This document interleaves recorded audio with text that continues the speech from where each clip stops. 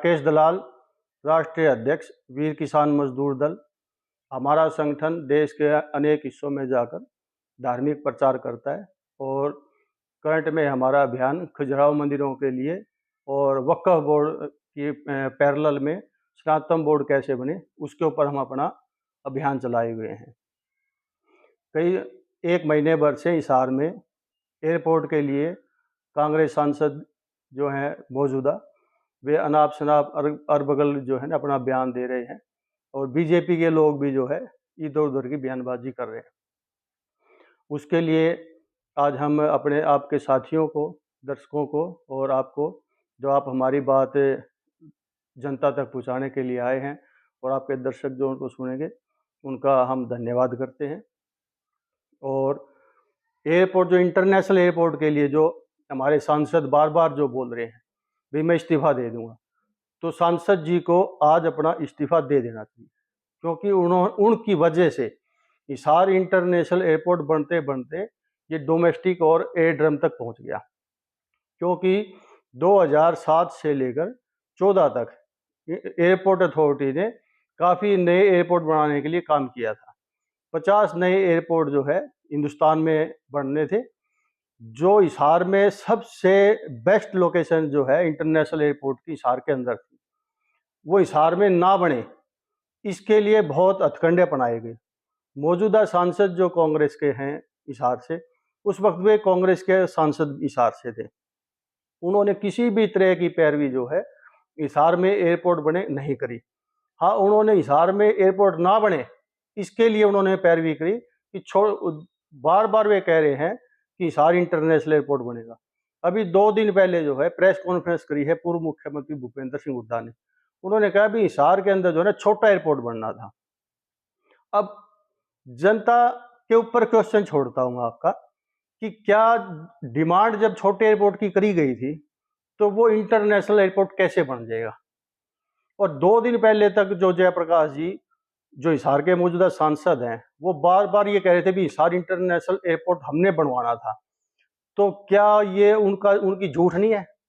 ये उनका कौन सा चरित्र जो है दिखाया जा रहा है? वो अपना बताइए, उनका कौन सा चरित्र है? वो कहते हैं भी मैं चरित्रवान हूं, तो ये कैसा चरित्र उनका? लिखित में तो वे देते हैं यहाँ का छोटा एयरपोर्ट, और जनता को वे कहते हैं कि इंटरनेशनल एयरपोर्ट हम बनवाना चाह रहे थे। ये तो अभी 4 दिन पहले की उनकी मीडिया में हजारों बयानबाजियां आप उसकी देखिए, और वो फिर कहते हैं कि ये जहाज पलट जाएगा, आग लग जाएगी, यहाँ यह पता नहीं क्या क्या हो जाएगा। भाई वे चाहते क्या? अभी जो है हिसार में किसी भी तरह से एयरपोर्ट ना बने।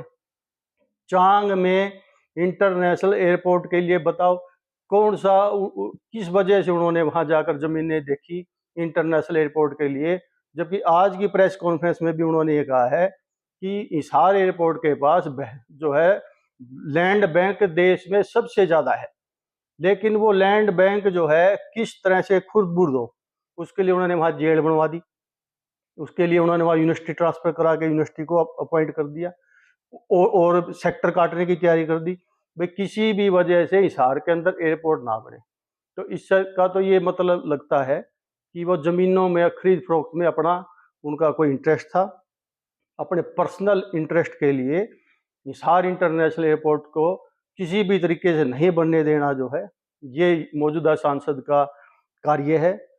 इसको हिसार ने जो है लगातार, इस जिले ने इसको 4 बार जो है एमपी बनाया, इसके परिवार के, इसके भाई को जिले में जो है विधायक बनाया, इसको खुद को विधायक बनाया। इतना बड़ा जो है इस जिले ने इसको ऊपर एहसान किया, लेकिन कितना बड़ा एहसान फरामोशी का इन्होंने सबूत दिया है कि इंटरनेशनल एयरपोर्ट किसी भी तरीके से हिसार में ना बने, उसके लिए हर हथकंडे अपनाए गए हैं। तो मैं आपको कहता हूँ, अब वे कह रहे हैं अभी मैं इसका समिति का चेयरमैन भी बन गया। तो विधायक एमपी साहब को इतना सोचना चाहिए भी जिस जनता ने इतना दिया, आपने इस हिसार जिले के साथ कितना बड़ा धोखा किया, और उसके बाद आप मीडिया में अनर्गल बयानबाजियां कर रहे हो। अगर यहाँ कार्गो एयरपोर्ट बनता तो कितना मुंबई का, दिल्ली का, दुबई तक का पैसा जो है हिसार के अंदर आता, कितने बच्चों को यहाँ काम मिलता, कितना ट्रांसपोर्ट का काम होता। लेकिन कितना बड़ी पेट पे बच्चों के लात मारी है, आज बच्चे डोंकी के माध्यम से बाहर जा रहे हैं, वे यहाँ काम करते। तो मैं आपको ये कहता हूँ भी हिसार एमपी, जिसकी वजह से ये इंटरनेशनल एयरपोर्ट चला गया अपने इसके हरियाणा के हाथों से, ये बहुत बड़ा नुकसान इस एमपी ने जो है हिसार को करवाया है। और अगर उनको कहीं भी उनका ज़मीर है तो वह इस बात को कबूल करें कि ये मेरी वजह से, जो मेरी पैरवी नहीं करने की वजह से इंटरनेशनल एयरपोर्ट हिसार में नहीं बना, और उनको इस्तीफ़ा दे के और अपने घर बैठ जाना चाहिए। इतना बड़ा धोखा जो उन्होंने जनता के साथ किया है। ये मैं आज ये कहा है कि चौधरी भंजलाल जी के टाइम पे यहाँ फ्लाइट उड़ती थी, लेकिन मैं आपके दर्शकों को और जनता को ये बताना चाहता हूँ कि 1965 में जो है एयरपोर्ट की जो है यहाँ नींव रखी गई थी, और जब चौधरी बंसीलाल जी चीफ मिनिस्टर थे हरियाणा के 70-71 के अंदर, तब भी यहाँ जो है फ्लाइट उड़ती थी, और दिल्ली के लिए यहाँ से फ्लाइट जाती थी, और पटियाला के लिए फ्लाइट का रूट यहाँ तैयार था। तो फ्लाइट उस टाइम भी उड़ती थी, और आज भी पैसा दे के सरकार उसको चला रही है। उस वक्त भी जो है सरकार ने इसको चलाने की कोशिश करी थी, लेकिन वहाँ ये नहीं थे, फ्लाइट का जो है ना खर्चा नहीं निकल रहा था, इसलिए उसको 6 महीने के बाद बंद कर दिया गया। अब वो कह रहे हैं कि भाई जो है ना फ्लाइट का टिकटों का पैसा जो है सरकार देगी। हमेशा सरकार किसी भी जो है इंडस्ट्रीज को बढ़ावा देने के लिए हर तरह के टैक्स फ्री करती है, कहीं बिजली फ्री करती है या उनको कम रेटों पे देती है, और प्रलोभन दे के ही जो है इंडस्ट्रीज को लेके आ जाता है, ज़मीनों का या बिजली का या टैक्स का, हर तरह की रिबेट दे दी जाती है। तो रिबेट देकर अगर ये सरकार इसको कोशिश कर रही है कि ये बढ़े, लेकिन वो कोशिश कर रही है, हमें नहीं लगता कि वे अपनी कोशिश में कामयाब होंगे, क्योंकि इसकी जड़ें जो है वो पहले से ही खराब कर दी गई हैं। तो मैं आपको आपके दर्शकों के माध्यम से कहना चाहता हूँ कि प्रधानमंत्री भी यहाँ आएंगे, तब भी मुझे नहीं लगता कि बीजेपी इसको ज़्यादा कुछ बढ़ावा दे पाएगी। इंटरनेशनल एयरपोर्ट जो नहीं बन रहा, उसकी वजह सिर्फ और सिर्फ हिसार का सांसद, मौजूदा सांसद है। ये तो हमारे ब्रज के क्षेत्र के लिए बहुत ही सौभाग्य की बात है। आज आप देख रहे हैं कि पूरे हरियाणा के 22 जिले के हमारे बच्चे, होनहार बच्चे बच्चियां यहाँ पर उपस्थित हैं और इतना सुंदर आयोजन किया है। मैं इसके लिए जो ना जो हमारी पहल हुई है, मेरा छोटे भाई हैं जो ना हमारे सरपंच साहब सीताराम जी, तो बंजारी के दिन रात बच्चों के भविष्य के लिए, इनको आगे बढ़ाने के लिए लगे रहते हैं। इनके सौजन्य से आज यहाँ पर जो ना पूरा हरियाणा का जो ना ये इतना बढ़िया जो ना प्रोग्राम यहाँ पर इन्होंने कराया है। पूरी इनकी टीम को मैं श्रेय देता हूँ, और मेरे लिए भी बहुत ही सौभाग्य की बात है कि ऐसे सुंदर सुंदर आयोजन हमारे विधानसभा में होने चालू हो गए। हम जो ना जितने भी बच्चे बाहर से बेटियाँ बेटे आ रहे हैं, उनका हम वेलकम भी करते हैं, उनके स्वागत में हम भी लोग खड़े हैं, और हमेशा इसी तरीके से आगे हम बच्चों को जो है बढ़ावा देते रहेंगे। सरपंच साहब, आपके सानिध्य में ये पंचायत हो रहा है, आपके गांव में जो खेल प्रतियोगिता चल रहा है, इसको लेकर आप क्या कहना चाहोगे? देखिए, इसके लिए मैं यही कहना चाहूँगा कि आगे भी इस तरह की प्रतियोगिता बार बार हमारे ओडल विधानसभा में होती रहें, ताकि बच्चों को एक स्टेज मिले खेलने के लिए, और उन बच्चों को हौसला अफजाई होती है कि इतना बड़ा टूर्नामेंट अगर हमारे यहाँ पे होता है तो बच्चों में जाहिर सी बात है कि बच्चों में उत्साह बढ़ता है और बच्चे आगे के खेल की तरफ बढ़ते हैं। खेल में ही सब कुछ छुपा हुआ है। नशे को छोड़ करके खेल में अगर बच्चे आएंगे तो वो नशे की तरफ नहीं जाएंगे। सरपंच साहब, अब खेल मंत्री भाग लिया इसमें, किस तरह से इंतजाम किए गए यहाँ पर? देखो, ऑल हरियाणा के 22 हमारे पूरे 22 जिले के जो टीम है, इसमें 22 बेटों की और 22 बेटियों की टोटल 44 टीमों ने यहाँ पे भाग लिया है।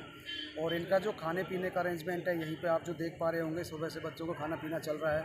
और रहने के लिए हमारा HGM पब्लिक स्कूल है अपना होडल में, उसने बेटियां को रखने के लिए वहाँ पे व्यवस्था की हुई है। और जो बाहर से बेटे आए हुए हैं टीम में, उनको हमने अपने बंचारी के गर्ल्स सीनियर सेकेंडरी स्कूल में अपने रहने की रात को व्यवस्था की हुई है। सरपंच साहब, अब खेल मंत्री हमारे जिले से ही हैं, आप विधायक के माध्यम से क्या चाहोगे कि वह खेल मंत्री यहाँ पर कोई ऐसा काम करे जिससे गाँव में और ज़्यादा खिलाड़ियों की वो हो? देखिए, ये हमारे सौभाग्य की बात है कि अब की बार हमारा पलवल ज़िले का खेल मंत्री बना है। तो मैं अपने खेल मंत्री से यही आशा करता हूँ कि हमारे खेल को आगे की तरफ बढ़ाएं, और बच्चों को खेलने के लिए स्टेडियम और तरह इंडोर स्टेडियम इन बच्चों को वो अपना मुहैया कराएं, ताकि बच्चों को उसकी तरफ जाने का सिंपल सा रास्ता मिल जाए। पहली बात तो ये, जब इंस्ट्रूमेंट नहीं होंगे तो बच्चे खेलेंगे कहाँ से। आज तक क्या चल रहा था कि बच्चों के पास खेलने के लिए कोई इंस्ट्रूमेंट नहीं थे। अब धीरे धीरे उस चीज़ की तरफ हम खुद अपने गांव को लेकर जा रहे हैं, और मैं सभी से यही आशा करता हूं कि अपने बच्चे हर गांव के सरपंच से भी, विधायकों से भी, कि अपने जितने भी युवा साथी हैं उन्हें अपने खेल का सामान ला के दें, ताकि बच्चे आगे की तरफ बढ़ें। क्योंकि